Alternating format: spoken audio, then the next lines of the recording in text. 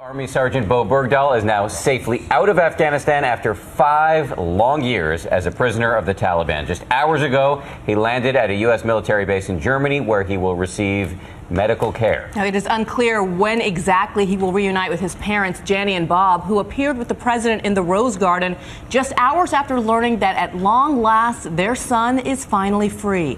Meanwhile, thousands of miles away in Bergdahl's hometown in Idaho, they're getting ready to welcome him back with signs and yellow balloons all over town. Of course, this was a town that never gave up hope that he would come back.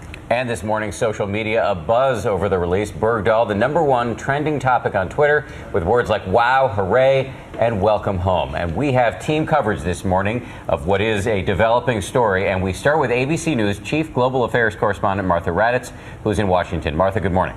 Good morning, Dan. This was a dramatic rescue, 5 years in the making, all carefully orchestrated with Bergdahl's captors. This morning, speaking from Afghanistan, Defense Secretary Chuck Hagel said that Sergeant Bowe Bergdahl's health was deteriorating and his life might have been in jeopardy.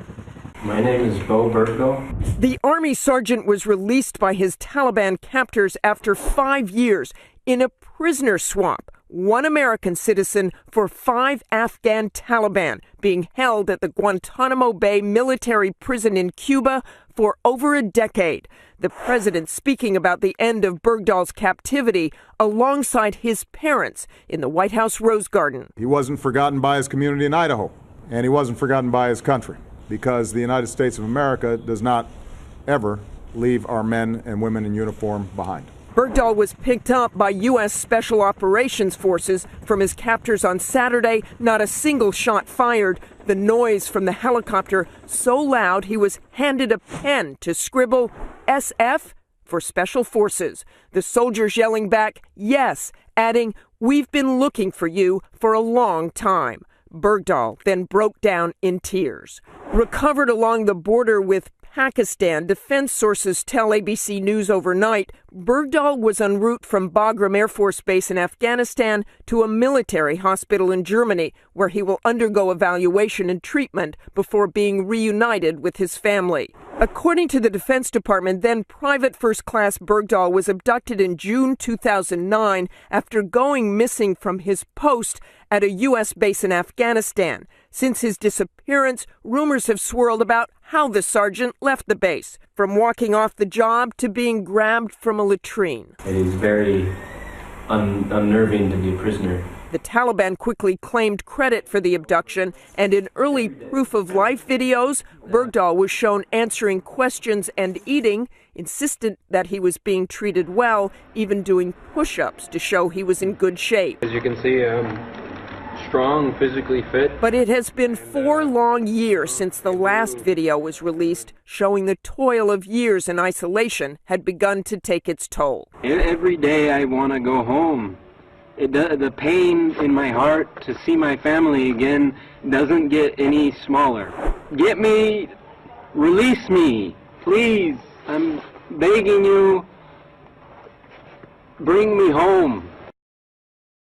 And while everyone is happy that Bergdahl is safe, the administration is already being criticized, with Congressman Mike Rogers saying, "I am extremely troubled that the United States negotiated with terrorists. I believe this decision will threaten the lives of American soldiers for years to come." Dan and Bianna? This deal remains controversial. Martha, let me just follow up here. Secretary Hagel, when he spoke to reporters just hours ago, he ducked a question on this. But is Bergdahl likely to face some punishment if it's proven that he deserted here? Well, I think they will certainly look at the circumstances of his disappearance and captivity. But I imagine even if they say he deserted, that they will look at his mental health at the time that happened. And certainly 5 years in captivity is a long time to be held no matter what happened. Let me ask you quickly about this prisoner swap. What does history tell us about releasing prisoners from Gitmo? Do they generally return to their job of trying to fight us? Well, they certainly have in the past, Dan. Not everyone, but there is certainly a record of recidivism, of going back to terrorism or going back to the Taliban or going back to wherever they started out. They will be carefully watched in Qatar for a year. But after that, I imagine the United States will try to keep an eye on them as well. But that is part of the controversy this morning as well, Dan. Thank you, Martha. And Bianna, over to you. Dan, thanks. Meantime, this morning we are learning more about the detainees swapped for Sergeant Bergdahl. There are 5 top Taliban leaders at the prison. And ABC's Mohammed Leela has more from Islamabad, Pakistan. Mohammed. Well, good morning, Bianna, from here in Pakistan. Of course, this is where U.S. officials believe Sergeant Bergdahl spent most of his captivity. And his release did come at a very high price. 5 Taliban leaders, all of them battle-hardened commanders, are now free. The biggest name among them, a man by the name of Mullah Muhammad Fazl. He was the Taliban's former army chief. A U.S. Army report once declared him high risk, saying that if he was released, he would, quote, likely rejoin the Taliban. Another of the detainees, Abdul Haq Wasik, reportedly had direct access to Taliban leader Mullah Omar, even using his own home as a safe house for other militants. All 5 detainees are now in Qatar, the tiny Middle East nation that helped broker this prisoner swap. And they're all facing a travel ban, meaning they won't be allowed to leave that country and certainly not return to Afghanistan for at least a year. Already, President Obama is facing heavy criticism from Republicans who accuse him of violating a long-standing U.S. policy to not negotiate with terrorists. And in this case, these are 5 men who, once that travel ban is lifted, could very easily go back to endangering more American lives. Bianna. And yet clearly this was a risk the president was willing to take. Mohammed, thank you.